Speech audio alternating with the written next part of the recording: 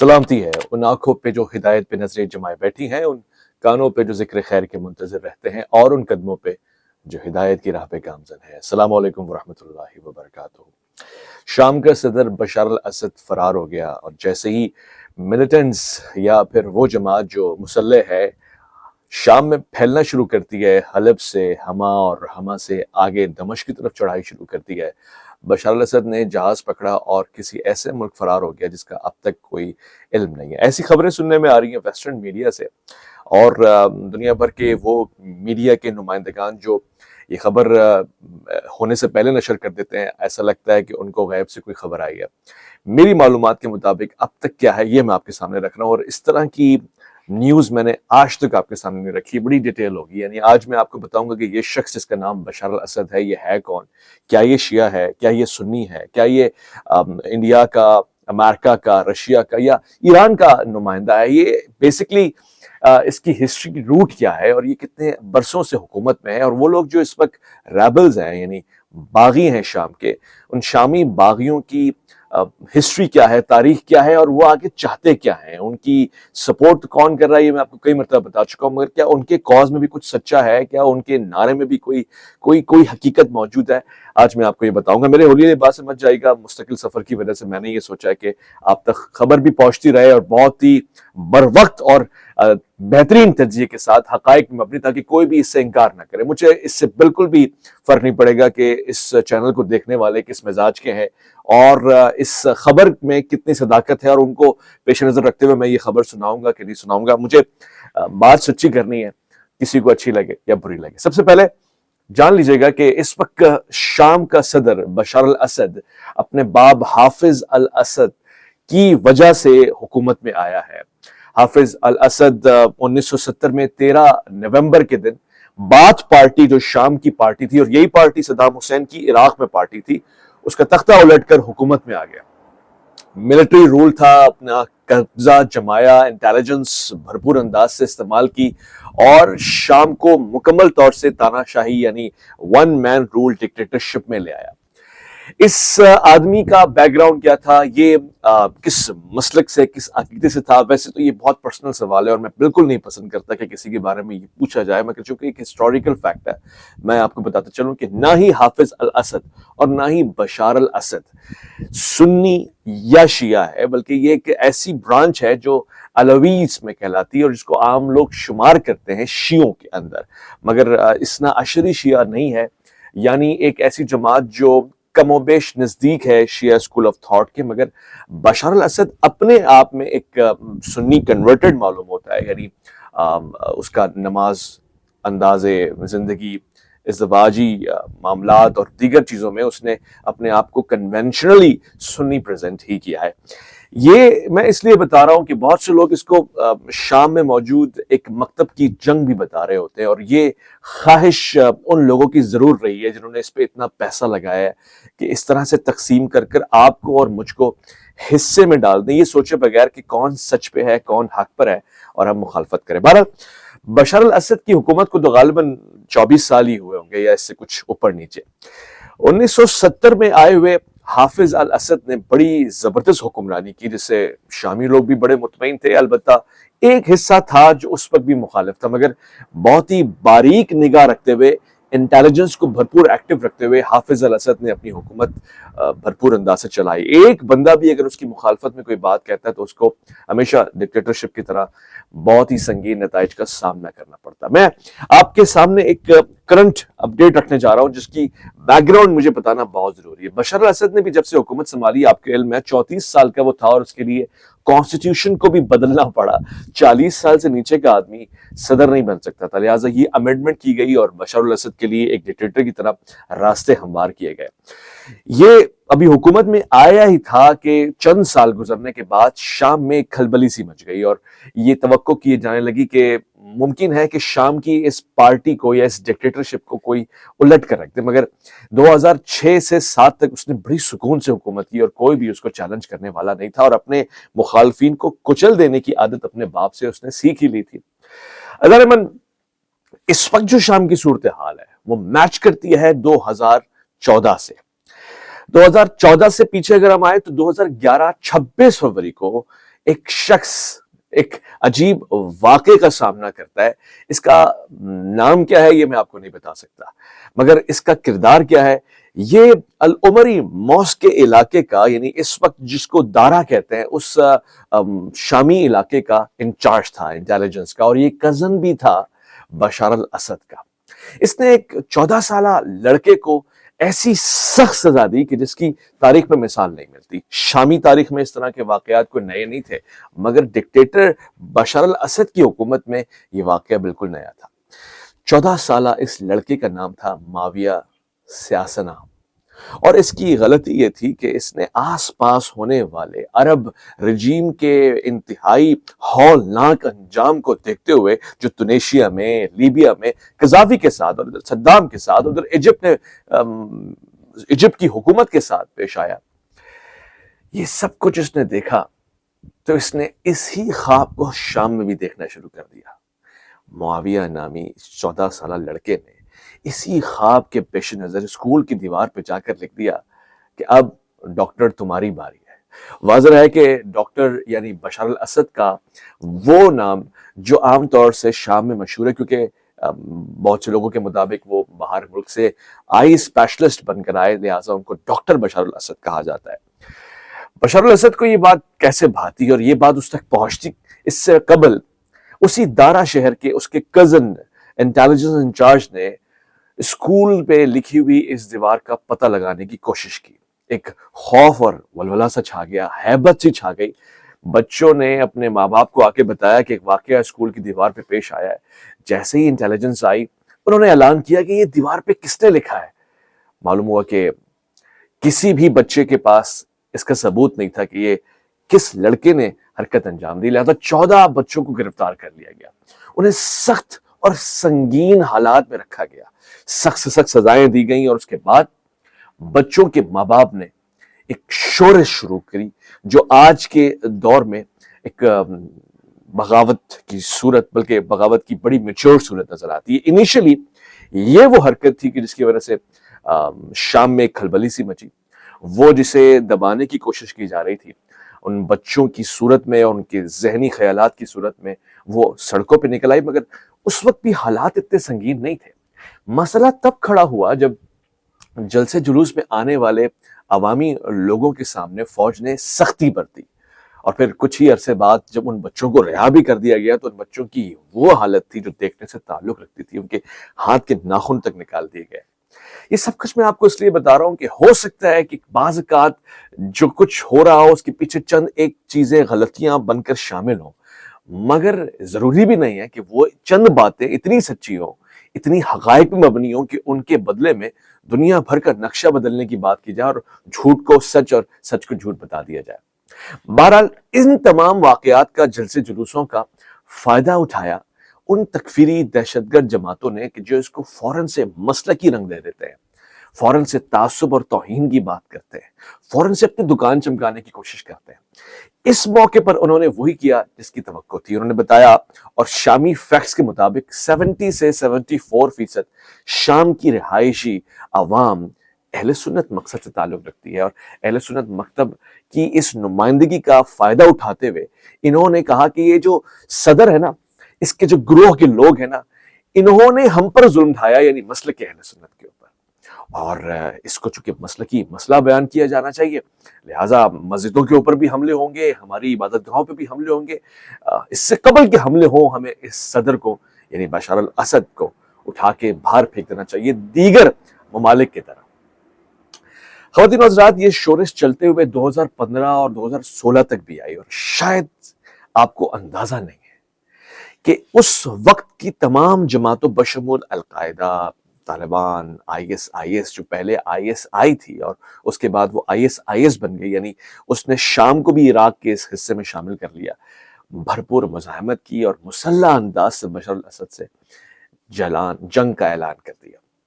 یہ شورش پھیلتی ہوئی پورے شام میں پھیل گئی، الیپو، یہاں تک کہ حما اور دمشق تک آ گئی.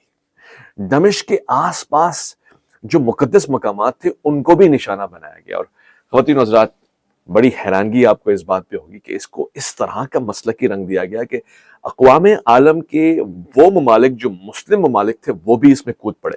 ان میں سے بڑی تعداد میں ڈونیشنز آنا شروع ہو گئی، اس لیے کہ کہیں ایسا نہ ہو کہ دنیا بھر میں ایکسس جو بن رہا ہے ایران کا یہ بھی اس کی زد میں آ جائے. لہٰذا ترکی، سعودیہ، ایجپٹ اور آس پاس کے تمام ممالک نے بے تحاشا پیسہ اس میں شامل کر دیا. ترکی کا اس ریجن میں پیسہ انویسٹ کرنے کا ایک اور بھی بہت کلیئر ثبوت اور وجہ تھی، اور وہ تھی کردش. کرد ایریا بھی سیریا میں شامل ہے جو ٹرکس کو بہت ٹف ٹائم دیتا ہے اور ان سے علیحدگی پسندی کا اظہار کرتا ہے، اور وہ کہتا ہے کہ وہ شام کا بھی حصہ نہیں ہے، ترکی کا بھی حصہ نہیں ہے، اس کو ایک الگ ملک ہونا چاہیے. مزے کی بات تو یہ کہ ان کردش ریجنز کو U S A fully support کرتا ہے. یہاں پر بے شمار آئل ہے، بے شمار ریسورسز ہیں، اور ٹرکی کو یو ایس اے نے سمجھا دیا کہ خبردار پورے سیریا کو ہتھیار لو مگر کرد کو کچھ مت کہنا. لہٰذا بہانہ کردز کا ہوا مگر سیریا کے اندر بڑی میسو موومنٹ شروع ہو گئی جس کو ترکی نے بیک اپ کرنا شروع کر دیا. دوسری طرف اسرائیل، جیسے کہ میں آپ کو وہ بھی نقشے میں بتاؤں گا، اسرائیل اس کی دوسری بارڈر کو ٹچ کرتا ہے. لہٰذا اسرائیل کو سیریا اوپن روٹ بنا کے نہیں دینا تھا ایران اور عراق کے لیے، یہاں تک کہ رشیا کے لیے. لہٰذا اسرائیل نے وہ حصہ جس کو گولان ہائٹس کے قریب کا حصہ یا اس کے آس پاس کا حصہ کہا جاتا ہے کلیم کرنا شروع کر دیا کہ یہ تو ہماری ٹیریٹری ہے اور اسے تو آکوپائی کیا گیا ہے. آج بھی اس کے اوپر ڈسپیوٹ شامل ہے، یعنی جس کو ہم کہہ سکتے ہیں کہ اگر کشمیر کے ایریاز ڈسپیوٹڈ ہیں اور انڈیا اور پاکستان میں ایک جنگ ہے، اسی طرح سیریا اور اسرائیل میں بھی اس حصے، اس ریجن کے اوپر ایک جنگ سی چل رہی ہے، کون اس کا اصل حقدار ہے. اسرائیل کا ایک مکمل پلان ہے گریٹر اسرائیل کے نام سے، اور یہ اس کے پاس بڑا کلین چیٹ موقع ہے، گرین سگنل اسے ملا ہوا ہے کہ کسی بھی طرح سے وہ سیریا کے آدھے ریجن کو ہتھیا لے. اس وقت بشار الاسد کی حکومت کمزور نظر آ رہی ہے. ابھی تک کی حالات کے مطابق حما سے بھی ان کی آرمی نے بیک سٹیپ لیا ہے، یعنی پیچھے آئے ہیں، جس کو بہت ہی خوشی اور مسرت کا لمحہ سمجھا جا رہا ہے. پاکستان میں بھی بہت سے دوست ہیں جن کو میں اپنی دانست میں معصوم ہی سمجھتا ہوں، جو اس کو فتح کا رنگ دے رہے ہیں. میں انہیں اور ان تمام دوستوں کو جو اس رنگ سے دیکھتے ہیں، اس نظر سے دیکھتے ہیں، بتانا چاہتا ہوں کہ شام میں اس سے قبل اس سے زیادہ تشویشناک حالت گزری ہے. 2015 اور 16 میں یہی جماعتیں آئی ایس اور دیگر تکفیری جماعتیں، آپ کی من پسند جماعتیں، پورے شام کا قبضہ حاصل کر چکی تھی، دمشق میں بھی داخل ہو رہی تھی اور دمشق میں ہی لڑائی چل رہی تھی. ایسے وقتوں میں بشار الاسد اپنی جگہ پہ کھڑا رہا اور اس نے اپنی کرسی کو نہیں چھوڑا. میرا یہ بات بتانے کا مقصد بشار الاسد کا دفاع نہیں ہے، تاریخی واقعات اور حالات آپ کے سامنے رکھنا ہے. میں اسلام پسند ہوں، انسانیت پسند ہوں، اور میں چاہوں گا کہ شام کے لوگوں کے حساب سے وہاں حکومت آئے، چاہے وہ سنی ہو، علوی ہو یا شیعہ حکومت ہو. اس سے مجھے فرق نہیں پڑتا، یہ انتخاب بھی شامیوں کا ہے. مگر سوال یہ پیدا ہوتا ہے کہ کیا وہ اس وقت جو شامی باغیوں کے نام سے مشہور ہیں، ان کا ہدف ان کے اپنے لیے اچھا ہے، شامی لوگوں کے لیے اچھا ہے؟ خواتین و حضرات، ایک حصہ شام کا ٹوٹے گا تو اسرائیل کو ملے گا، دوسرا حصہ کردز کو ملے گا، اور ظاہر ہے وہ یو ایس اے کے حق میں بھی جائے گا. تیسرا بڑا حصہ ٹرکی کو ملے گا. ٹرکی اس پورے ریجن کو ہتھیانا چاہتا ہے اور یہ اس کی جغرافیائی سرحدوں کے بالکل عین مطابق ہے. اور چوتھا حصہ بشار الاسد یا پھر ان پراکسیز کرا جائے گا جو ایران اور عراق کی پراکسیز ہیں، کیونکہ ایسا ہو نہیں سکتا کہ یہ بھی جنگ کرے اور ان کو اپنا حصہ نہ ملے، اور یہ بھی نہیں ہو سکتا کہ موجودہ حکومت بالکل ہی اپنا نام و نشان کھو بیٹھے. رشیا بھی اس میں شامل ہے. میں جو دلچسپ بات آپ کو بتا رہا تھا کہ وہ جو معاویہ سیاسنا نامی لڑکا تھا 14 سال کا، وہ بھی اس وقت شامی باغیوں میں شامل ہے اور مسلح جدوجہد کر رہا ہے. وہ وہاں کے لوگوں کے لیے ایک بڑا ہیرو بھی بن چکا ہے، کیونکہ اس ہی کی اس موومنٹ کی وجہ سے، اس رائٹنگ کی وجہ سے ایک سوچ پیدا ہوئی. مگر آپ کو بڑی حیرانی ہوگی کہ اس اور اس جیسے بے شمار لوگوں کو القاعدہ، آئی ایس اور خود تحریر الشام کی جماعت نے اون کرنے سے انکار کر دیا اور کہا ہے کہ یہ مسلکی جنگ ہے، اس میں صرف یہ دیکھا جائے گا کہ کس کا مسلک بالا ہے اور کون حق پر ہے. یہ بھی میں آپ کو بتاؤں کہ گولانی، وہ جو اس وقت تحریر الشام یا ایچ ٹی ایس کا نمائندہ ہے، سربراہ ہے، 2015-16 میں اس وقت القاعدہ کا بندہ تھا اور القاعدہ یا آئی ایس کا نمائندہ تھا. یہ وہی شخص ہے جس کے اوپر امریکہ نے $10 ملین انعام رکھا ہوا ہے. اور ہاں، یہ وہی شخص ہے جو اس وقت CNN کو انٹرویو دے رہا ہے. آپ اس انٹرویو کو ملاحظہ فرمائیں. اس انٹرویو میں اس سے کئی مرتبہ پوچھا گیا, اور پوچھنے والا بھی امریکن چینل ہی تھا. اس نے کہا کہ میرا موقف بڑا کلیئر ہے, میں شام میں ایک امن پسند, اسلام پسند حکومت چاہتا ہوں, اور بشار الاسد کی حکومت اور اس کے رجیم کو اکھاڑ پھینکنا چاہتا ہوں. وہ کہتا ہے کہ میں جو پالیسیز لے کر آ رہا ہوں وہ شام کو سوٹ کرتی ہیں. اور جب اس سے پوچھا گیا کہ آپ اقلیتوں کا تحفظ کریں گے, آپ اس سے قبل 2015-16 میں گلے کاٹتے رہے ہیں شام میں موجود ان لوگوں کا کہ جو اقلیت سے تعلق رکھتے ہیں یا آپ کے مسلک یا آپ کی سوچ کے خلاف ہیں. تو اس پر اس کا جواب بڑا ہی گول مول تھا. اس نے کہا کہ جو شام کو سوٹ کرے گا ہم وہ کریں گے, اور جو ہماری آس پاس کی ریجنل پالیسی ہے ہم اس حساب سے چلیں گے. جس کو ہم سے خطرہ ہے, اگر ہمیں اس سے خطرہ ہے تو اس سے خطرہ ہوگا, ورنہ ہماری کسی سے جنگ نہیں ہے, انکلوڈنگ ایران. ایران کو چاہیے کہ ہمارے اندر کی عوام کے انتخابات کو پسند کرے, ہماری اپنی فکر کو یہاں پہ رائج ہونے دے, اور ہم پہ کوئی چیز مسلط نہ کرے. عزیزان من, آپ کو انتہائی دلچسپ زاویہ بتانے لگا ہوں اس جنگ کا, جو شاید ہی اس سے پہلے کبھی کسی نے آپ کو اردو ہندی میں بتایا ہوگا.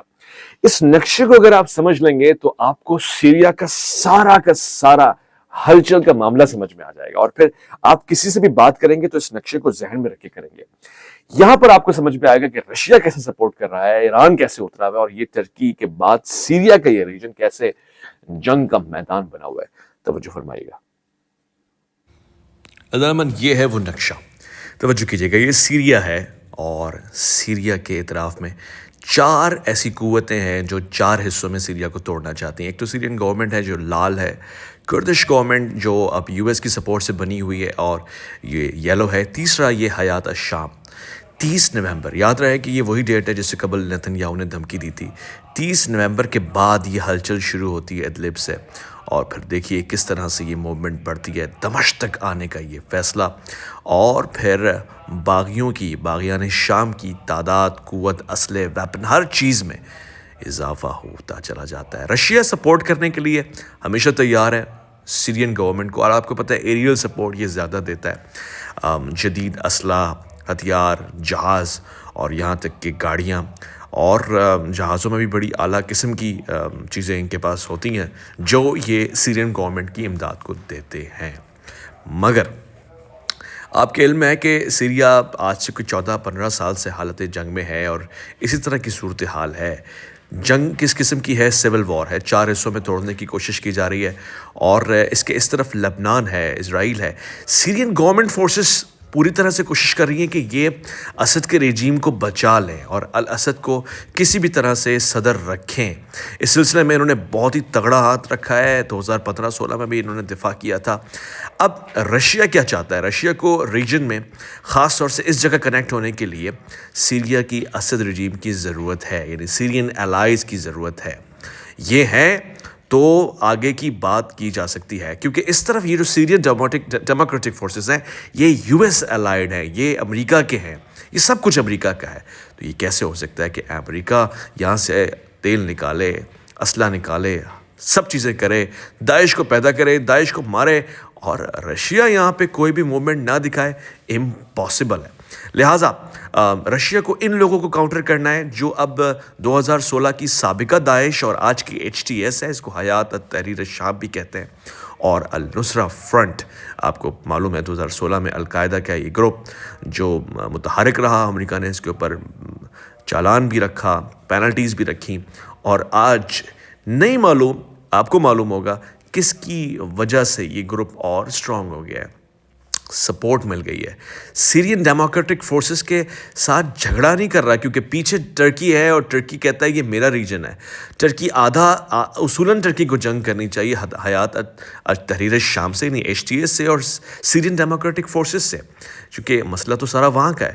مگر رشیا بھی ٹرکی بھی IS کو سپورٹ کرتا ہے, اور ظاہر کسی نہ کسی طرح سے ان کی امداد کر رہا ہے کہ وہ سیریا کے اسد رجیم کو جا کے حملہ کریں. واضح ہے کہ یہاں پہ اور بھی باغی ہیں, اور گولان ہائٹس یہ وہ ایریا ہے جو اسرائیل کا ہے, جس کو اسرائیل آکوپائڈ کہتا ہے کہ سیریا نے 1967 کی جو 6 دن کی عرب اسرائیل وار تھی اس میں ہڑپ لیا تھا اور اب یہ اسرائیل کا آکوپائڈ ہے، یعنی اسرائیل کا گریٹر اسرائیل کے منصوبوں میں ہے. یہ مت سمجھیے گا کہ یہی گریٹر اسرائیل ہے، یہ سارا سیریا گریٹر اسرائیل کا حصہ ہوگا، مگر اس وقت سٹارٹ یہاں سے ہے کہ بھئی ہمارا بھی کچھ حصہ یہاں پہ بنتا ہے اور ہمارا بھی رجیم یہاں پر ہونا چاہیے. نومبر 27 کے بعد کی موومنٹس ہیں یہ ساری کی ساری. جب نیتن یاہو نے کھلم کھلا بشار الاسد کو دھمکی دی تو ہلچل شروع ہو گئی حیات تحریر الشام کی اس جگہ سے، HTS کے نام سے، اور اس ہلچل نے ہلا کر رکھ دیا. سیرین گورنمنٹ نے ایکسپیکٹ نہیں کیا تھا کہ وہ ادھر لبنان کی امداد کر رہے ہوں گے، پیلسٹائن کی امداد کر رہے ہوں گے، اور ایلیپو سے، حلب سے اس تحریک کو شروع کر کے مزید آگے بڑھا دیا گیا ہے. اور پھر اب یہ پورا سیریا ان کا ہو جائے، اس حوالے سے متحرک ہیں. موومنٹ اتنی تیز ہے کہ آپ کے سامنے ہما شہر، اس کے بعد اب دمشق کی طرف چڑھائی ہے. ساؤتھ ویسٹ دونوں ریجنز کے اوپر منظم انداز سے بھرپور اسلحے سے کارروائیاں ہو رہی ہیں.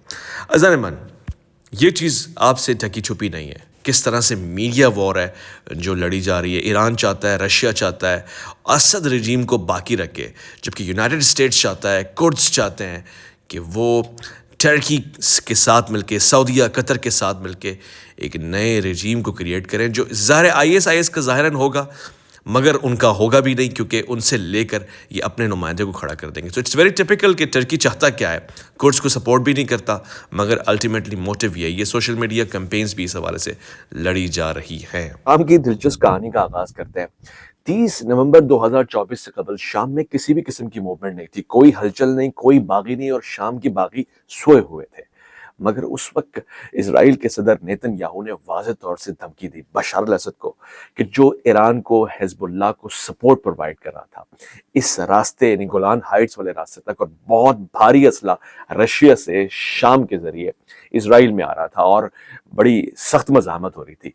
نیتن یاہو نے کہا اب بشار الاسد کی باری. اور یہ میں آپ کو وی لاگ میں بتا چکا ہوں، جن کو یاد ہے وہ کامنٹ کیجئے گا اور مجھے بتائے گا کہ آپ کو میری یہ بات یاد ہے کہ جب نیتن یاہو نے شامی صدر کو دھمکی دی تھی اور کہا کہ اب ہم ایران کو چھوڑ کر، حزب اللہ کو چھوڑ کر، لبنان کو چھوڑ کر، یمن کو چھوڑ کر تمہاری آنکھوں میں آنکھیں ڈال کر تمہارا تختہ اکھاڑ کے پھینکیں گے، ایسے چٹکی بجا کر. ہوا کیا؟ فوراً سے وہی ہوا. 30 نومبر 2024 شام میں اچانک سے وہی باغی جو اس سے قبل مار کھا کے سو رہے تھے موومنٹ کرتے ہیں، ایکشن میں آتے ہیں. یہاں پر ان کو رشین سپورٹ بھی ملتی ہے.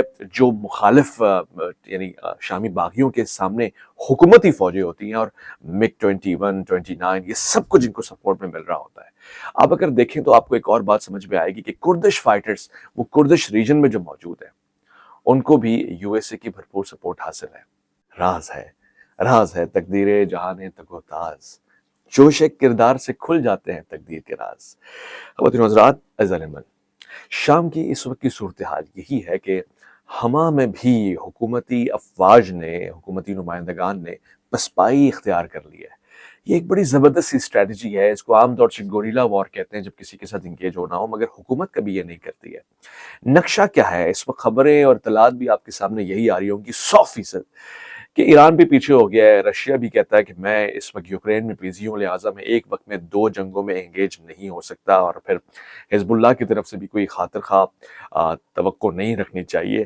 رہی بات ٹرکی کی، وہ بھرپور ایکشن میں ہے. US پیسہ بھی وہاں پہ لگا چکا ہے، اور شامی باغی روز بروز نئے علاقے فتح کرتے جا رہے ہیں. نئے اختیارات ان کے پاس آتے جا رہے ہیں، نئی کمانڈز ان کو حاصل ہوتی جا رہی ہیں، اور بہت جلد پورے شام میں اسی جھنڈے کا جو انہوں نے رنگ دیا ہے، ہرا سفید، اس کا بول بالا ہوگا. اب تک کی یہ اطلاعات ہیں، اور پھر مزید بھی یہی توقعات کی جا سکتی ہیں کہ جیسے ہی شام میں ان باغیوں کی حکومت آ جائے گی، یہ اگلی جنگ ایران، عراق اور ان مسلم ممالک سے کریں گے کہ جو ان کے عقائد کے بالکل برعکس ہیں. نہیں، 2 دلچسپ باتیں بتا رہا ہوں جو آپ کو یاد رکھنی ہے، اور اسی پہ ویلاگ کا اختتام ہے. سب سے پہلے تو یہ کہ میں نے آپ کے سامنے پوری ہسٹری بتائی اور بتایا کہ شام کا یہ صدر، جس کا نام بشار الاسد ہے، جو ماڈریٹ فکر کا آدمی ہے، اور جو کسی بھی طرح سے اپنے اختیارات اور اپنے سسٹم کو چلا کے رکھنے پہ بڑا تجربہ رکھتا ہے، اپنے باپ دادا سے رکھتا ہے. 2015-16 میں اس سے زیادہ حساس اور حیرت انگیز صورتحال کا سامنا کر چکا ہے. ایسے وقتوں میں بھی اگر یہ شخص اپنے ملک کو چھوڑ کے نہیں گیا تو یہ توقع کرنا عبث ہے کہ وہ ملک کو چھوڑ کے چلا جائے گا. مگر اگر بشار الاسد اپنے ملک کو چھوڑ کے چلا جاتا ہے فلائی کر جاتا ہے رشیا میں یا کسی ایسی جگہ پہ جہاں اس کو سیف زون ملتا ہے، اور شام میں انہی باغیوں کی حکومت قائم ہو جاتی ہے۔ تو کیا اگلا مرحلہ اسی بات کا جس کا میں نے آپ کے سامنے رکھا؟ نہیں، اسی وقت شام میں ایک اور خانہ جنگی کا آغاز ہوگا اور فوراً سے اسرائیل اپنی ٹیررٹی کو کلیم کرے گا۔ شامی باغی جو ماضی میں 2015-16 میں آئی ایس کے نمائندے تھے، القاعدہ کے نمائندے تھے، آپ کو بڑی حیرانگی ہوگی کہ انہوں نے کبھی بھی اسرائیل سے جنگ نہیں کی، نہ ہی کبھی اسرائیل کو چھیڑا ہے، نہ ہی کبھی اسرائیل کے کسی عمل کی مذمت کی ہے۔ واضح ہے کہ ایران بھی اپنا کام جاری رکھے ہوئے ہے۔ ایران کے وزیر خارجہ نے سیم اس جگہ پہ حاضری دی جہاں قاسم سلیمانی اور انجینئر صاحب کو شہید کیا گیا تھا، عراق کے اسی مقام کے اوپر۔ تو لے دے کہ اسرائیل سے لڑنا تو ایران کا کام ہے، آپ ان سے یہ ایکسپیکٹ نہیں کر سکتے۔ لہٰذا یہ تو عبث ہے کہ یہ اسرائیل سے لڑے۔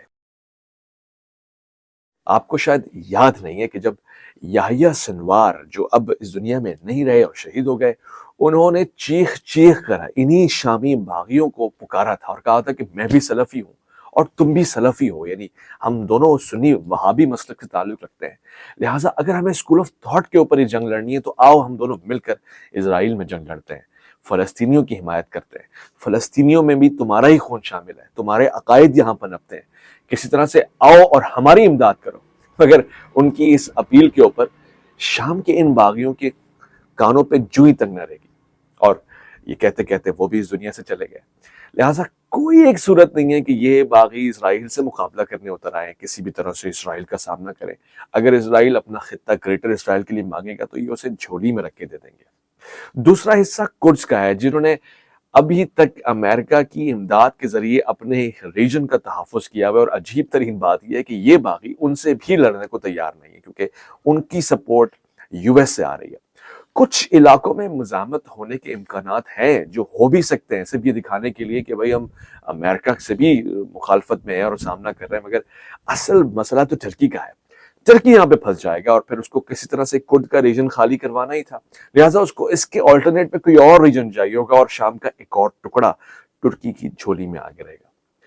تیسرا، اسی جنگ کی صورتحال کو پیش نظر رکھیں اور آپ کو لگتا ہے کہ حزب اللہ اور ایران اس راستے کو جو انہیں فلسطین سے جوڑتا ہے، یہی راستہ جو ایران عراق کو حزب اللہ یعنی لبنان سے جوڑتا ہے، وہ انہیں اتنا ایزی پیسج دے دیں گے کہ یہاں پر آ کے آپ اپنی مسجد، اپنا مدرسہ اور اپنی انسٹیٹیوشنز بنا لیں اور ہم سائیڈ میں ہو جائیں؟ ممکن نہیں ہے، اس لیے کہ یہ ان کے لیے ڈو ڈائی کی جنگ ہوگی۔ یہ حزب اللہ اور لبنان کی شہرت کو کاٹنے کے مترادف ہوگا، یہ ایران کے اس ایکسس کو بالکل پست اور تباہ کرنے کے برابر ہوگا۔ لہٰذا اگر یہی صورتحال ہوئی تو اس کا ایک ریجن عراق اور حزب اللہ یعنی لبنان کو دینا پڑے گا۔ شام کو ٹوٹتے ہوئے دیکھ کر ظاہر کسی کو بھی لطف نہیں آئے گا۔ میں یہ توقع رکھتا ہوں کہ اس وقت کی صورتحال ایک مکمل سیاسی تدبیر کے مطابق ہے، جس میں رشیا بھی یہ کہہ رہا ہے کہ ان کو اندر آنے دیں اور ان کی رسائی دمشق کے آس پاس ہونے دیں، اور عنقریب ایک ایسا واقعہ رونما کریں کہ جس کی وجہ سے پوری دنیا کے مسلمان اور خاص طور سے وہ مسلمان جو دفاع کے لیے نکل آئیں گے وہ شام اور سیریا پہنچنا شروع ہو جائیں گے۔ یہ غلطی آپ نے نہیں کرنی ہے۔ پاکستان میں اور ہندوستان میں بھی بہت پہلے اس طرح کے نعرے لگا کر بہت سے لوگوں کو یہاں سے وہاں لے جانے کی کوشش کی گئی ہے۔ خواتین و حضرات، ہمارے دل وہاں دھڑکتے ہیں جا کر، مگر یہ جنگ خطے کی جنگ ہے، سیریا کی جنگ ہے، اور اس میں وہ لوگ ضرور جائیں کہ جن کو حکومت اجازت دیتی ہے، وگرنہ یہ ایک اور مشکل کا سامنا کرنے کے لیے آپ کو تیار کر دے گا۔ البتہ جو عراقی فورسز تھی جنہوں نے والنٹیرلی یہ کہا تھا کہ ہم شام میں دمشق کی حفاظت کے لیے جائیں گے، آپ کی اطلاع کے لیے عرض ہے کہ ایسی بے شمار والنٹیئر فورسز اور انٹیلیجنس ایجنسیز غیر اعلانیہ طور پر دمشق کے آس پاس جا پہنچی ہیں۔ ایران نے ابھی تک آفیشلی کوئی موومنٹ نہیں کی ہے، مگر اگر یہی صورتحال رہتی ہے جس کا اندیشہ آپ کو سننے میں آ رہا ہے تو ایران، سیریا، ترکی یہ سب بیٹھ کر سیریا کو چند حصوں میں ڈیوائیڈ کریں گے اور کوشش کریں گے کہ کسی طرح سے یہ معاملہ لے دے کے سمٹ جائے۔ مجھے اب تک کی صورتحال کے مطابق یہی نظر آ رہا ہے کہ شام کا انجام